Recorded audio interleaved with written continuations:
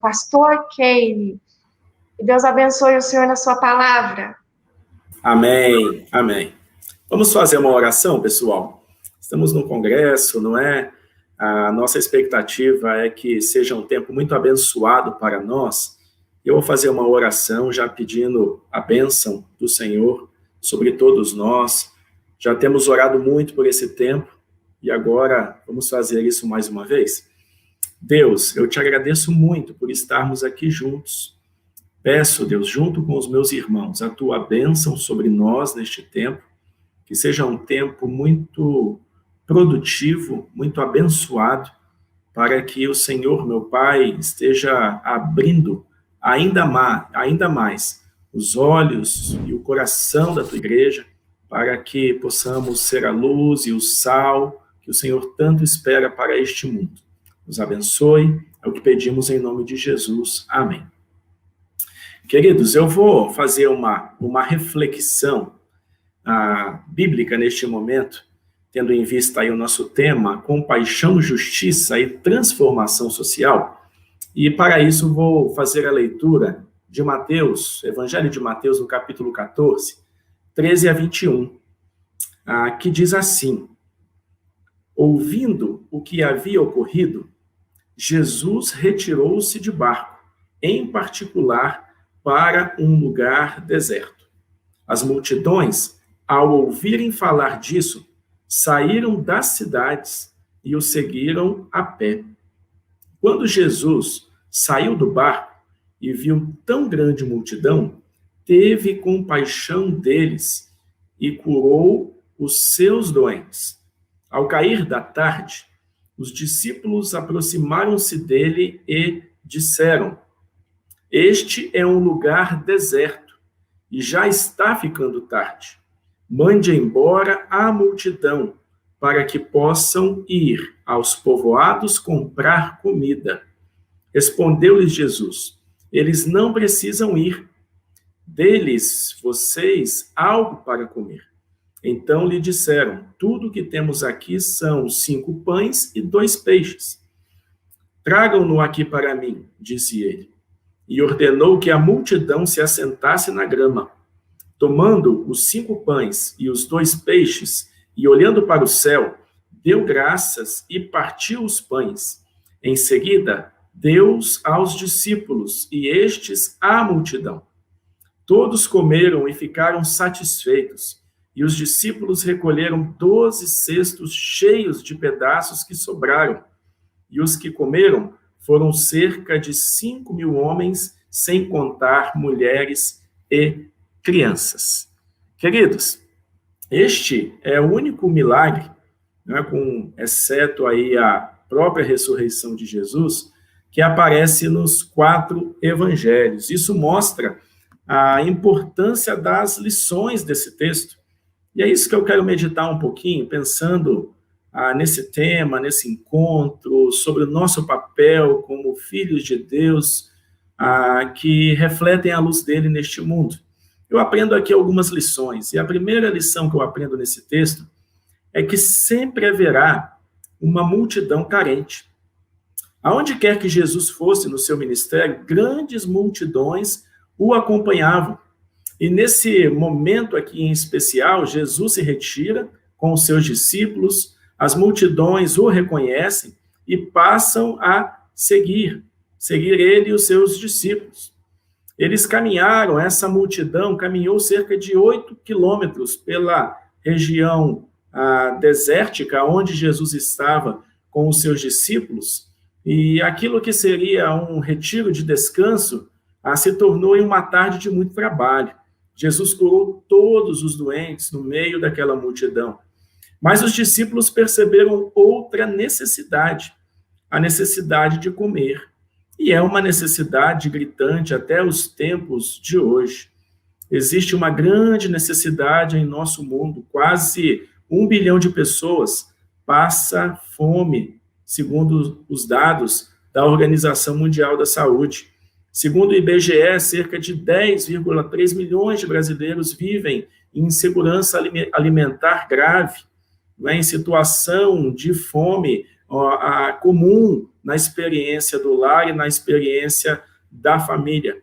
Sendo que, no artigo 25 da Declaração dos Direitos Humanos, Universal dos Direitos Humanos, diz assim: toda pessoa tem direito a um padrão de vida capaz de assegurar a si mesmo e a sua família saúde e bem-estar, inclusive alimentação, vestuário, habitação, cuidados médicos e serviços sociais indispensáveis, e direito à segurança em caso de desemprego, doença, invalidez, viuvez, velhice e outros casos de perda dos meios de subsistência fora do seu controle.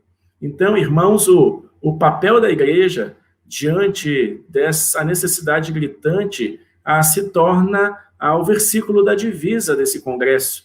Erga a voz em favor dos que não podem defender-se. Seja o defensor de todos os desamparados. Erga a voz e julgue com justiça. Defenda os direitos dos pobres e dos necessitados.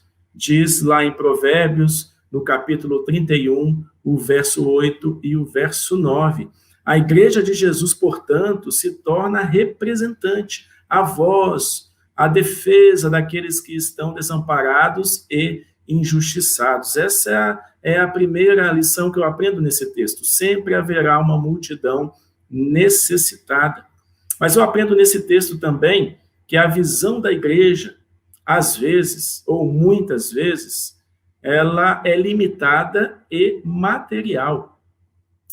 Eu disse que esse texto ele aparece em todos os evangelhos, e Marcos relata, não é, que Jesus partiu para um lugar deserto, pois os seus discípulos estavam precisando de um tempo de descanso, precisavam de parar para comer, porque a demanda era tão grande que eles não tinham tempo nem de comer.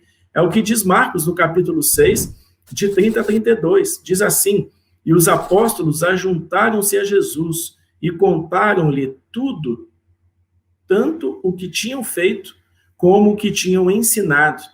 E ele, né, Jesus, disse-lhes: vinde vós aqui à parte, a um lugar deserto, repousai um pouco. Jesus está falando, pessoal, tira o pé do acelerador, porque haviam muitos que iam e vinham, e não tinham tempo para comer, e foram sós num barco para um lugar deserto. Era um momento merecido a sós de Jesus com os seus discípulos. Um tempo de descanso, de comunhão familiar, pois eles eram uma família. E todos nós, queridos, precisamos de tempos assim, não é? Mas o interessante é que, mesmo nesses tempos onde nós precisamos de um descanso, há necessidades gritantes ao nosso redor. As pessoas foram até Jesus. Os discípulos partiram para uma região e as pessoas o acompanharam, foram andando 8 quilômetros. E quando Jesus chega àquele local, a multidão já estava lá. E aí o texto diz assim, em Marcos 6,34, e Jesus saindo, viu uma grande multidão e teve compaixão deles, porque eram como ovelhas que não têm pastor, e começou a ensinar-lhe muitas coisas. Aquela área, irmãos, era remota. A tarde foi passando, já era muito tarde. Não havia comida para aquela multidão toda. Então os discípulos pediram a Jesus para dispensar o povo, a fim de que eles pudessem, pelo caminho, encontrar algo que suprisse as suas necessidades físicas. E a aplicação que eu faço disso não é que os discípulos, eles talvez pensaram assim, ou disseram assim: Jesus, esse é o nosso tempo. Esse é o nosso tempo. É o tempo do nosso descanso, da nossa comunhão, então dispensa o pessoal aí que a gente precisa de ter o nosso tempo. E aí Jesus diz o seguinte: olha, vocês estejam suprindo a necessidade deles. Dê a eles o que comer. Jesus sabia, irmãos, que não tinha alimento ali para saciar aquela multidão. Porém, a ordem era um desafio para os discípulos, para que eles olhassem menos para si mesmos e mais para os outros.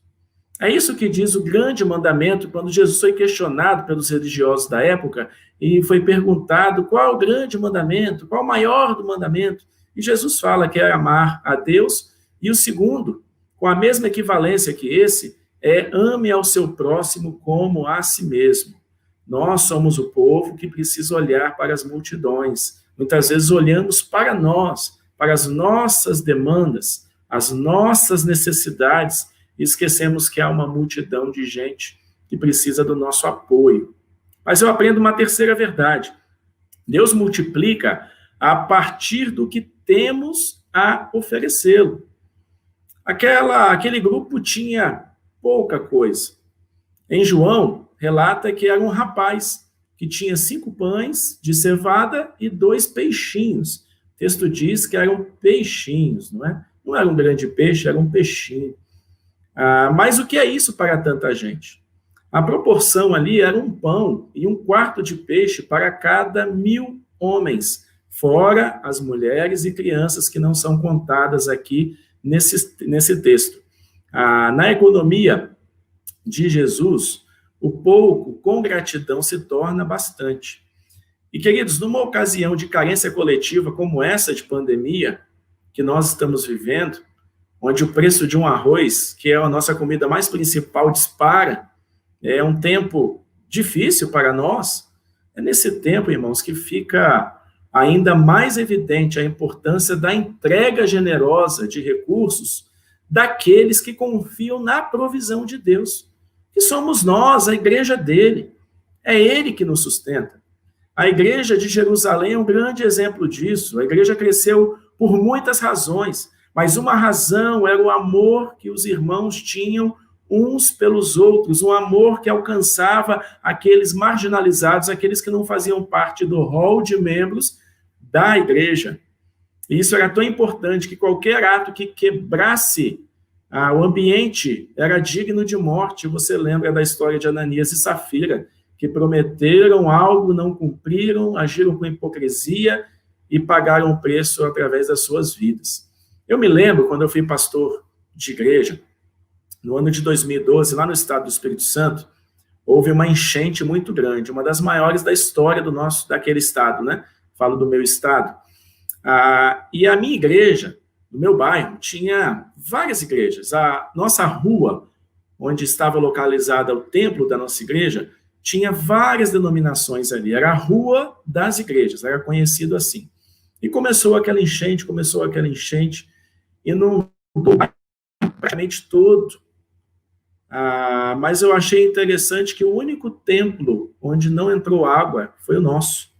E naquela manhã de domingo, no último culto que fizemos ali, não é? Nosso povo chegou na igreja, tudo bem, passou por caminhos alternativos, a água estava subindo, não estava tão alta ainda. Naquela manhã, nós venderíamos 30 marmitex para fazermos um evento com a juventude. E naquela manhã, vendo a água, vendo o desespero do povo, vendo a água entrando nas casas, nós decidimos doar aqueles marmitex. E naquela manhã falamos o seguinte: o nosso templo vai abrir as portas para quem precisar. Naquele dia, irmãos, naquele domingo, dormiram mais de 50 pessoas na igreja. No outro dia, tinha mais de 80. E durante 12 dias, recebíamos o povo que dormia na igreja. Era a véspera de Natal e Ano Novo. A nossa cantata estava pronta, batismos e tudo mais. A coisa mais linda estava preparada, mas ali recolhemos o povo, cuidamos daquele povo, comida, e foi interessante que aconteceu o culto de presbiterianos lá dentro do nosso templo, culto do povo da Quadrangular lá dentro do nosso templo, e ali, durante 12 dias, distribuímos milhares de cestas básicas, demos roupa para as pessoas, realizamos um projeto de impacto para a necessidade daquele tempo, e a igreja ficou marcada de forma bem positiva, porque nós tínhamos 30 marmitex, e com aqueles 30 marmitex, nós fizemos tanto. É o que Jesus quer fazer. É o que Jesus quer fazer na sua igreja. Ele quer pegar o pouquinho que você tem e transformar em muito, de forma que a igreja se torne relevante num período como esse de pandemia, num período como esse de necessidade. Mas eu aprendo aqui a quarta verdade. O que Jesus abençoou e partiu é para ser repartido. Jesus pegou os 5 pães e os 2 peixes, ergueu aos céus, abençoou, partiu, deu aos discípulos, e os discípulos à multidão. Irmãos, a Bíblia diz que somos mordomos de todas as bênçãos que Cristo nos dá. Tudo que temos é dele.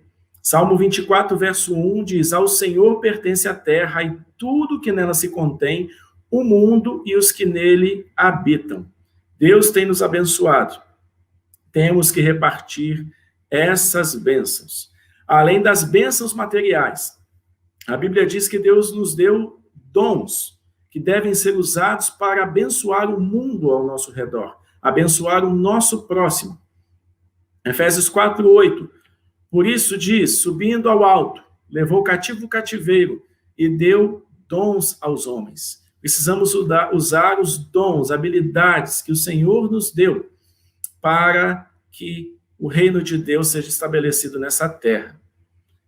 Eu fui pastor de uma igreja que tinha uma irmã chamada Penha, e essa irmã era uma irmã muito tímida, falava muito pouco, não tinha coragem de orar num culto público. Tamanha era a sua vergonha. E ela era muito simples, uma pessoa muito simples. Mas um dia, visitando ela, ela fez lá várias guloseimas, né? E para alcançar o coração do pastor, você vai pela barriga, e ela fez tanta coisa boa, tanta coisa legal. E eu comi aquilo e falei: minha irmã, você tem que ensinar o povo da igreja e a comunidade essas coisas que a irmã sabe fazer. E ali começamos um ministério chamado Multiministérios. E a irmã Penha, que não podia nem orar num culto pela vergonha, ensinou o povo a fazer tanta coisa boa. Ali fizemos curso de formação para a comunidade, e pessoas que fizeram aqueles cursos se tornaram boleiras, salgadeiras, porque o papel da igreja é esse, irmãos. O papel da igreja é capacitar as pessoas. Damos o alimento quando necessário, mas precisamos ensinar também a pessoa a produzir. Ensinar a pessoa, não é só dar o peixe, é dar a vara e a pessoa pescar. E aquele trabalho cresceu e foi uma bênção. Precisamos agir como o bom samaritano, que ao ver aquele homem que estava moribundo à beira do caminho, ele moveu-se de íntima compaixão.